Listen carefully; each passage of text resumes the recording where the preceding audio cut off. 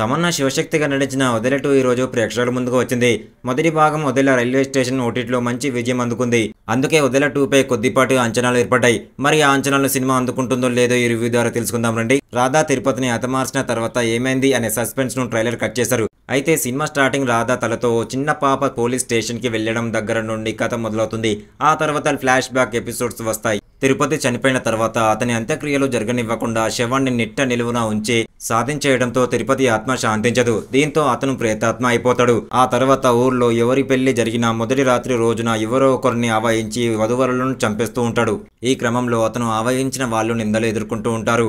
ఆ తర్వాత తిరుపతి ఆత్మ ఇదంతా చేస్తుంది అని తెలుసుకుని జైల్లో ఉన్న రాధా వద్దకు వెళ్తే ఆమె తన సోదరి భైరవి అనే నాగ సాధువు గురించి చెప్పి ఆమె మాత్రమే ఈ సమస్య నుండి వదిలిని ఊరి పేరు బయటపడేస్తుంది అని పరిష్కార మార్గం చెబుతుంది.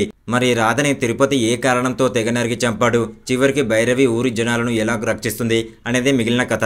వదిల రైల్వే స్టేషన్ నేరుగా ఓటీటీలో రిలీజ్ అయింది. దానిపై ఆడియన్స్ కి ఎటువంటి అంచనాలు లేవు కాబట్టి, పైగా ఇంట్లో కూర్చొని చూసే ఈ సినిమా కాబట్టి దాన్ని ఒకసారి ట్రై చేశారు. కానీ రెండో భాగం సూపర్ నేచురల్ థ్రిల్లర్ ఎలిమెంట్స్ తో చేయాలని అనుకున్నారు. వదిల 2 మూవీలో ఒకటే సీన్ ని మళ్ళీ చూసిన ఫీలింగ్ కలుగుతుంది. ఫస్ట్ హాఫ్ కూడా అంతే అనిపిస్తుంది, సెకండ్ హాఫ్ కూడా అంతే అనిపిస్తుంది. సినిమాలో గ్రాఫిక్స్ కోసం నిర్మాత బాగా ఖర్చు పెట్టాడు. అలా అని అవి కూడా అబ్బురపరిచేలా ఏమీ ఉండవు. కానీ చెప్పుకోవడానికి అవి కొంచెం బెటర్ అని చెప్పాలి. మొత్తంగా వదిల 2 మూవీ విషయానికి వస్తే కొన్ని చోట్ల అరుంధతిని గుర్తు చేస్తుంది. అలా అని అరుంధతి 2 అని తప్పుగా మాట్లాడుకోకూడదు. ఇది అరుంధతికి పెరేడి అనుకోవాలి.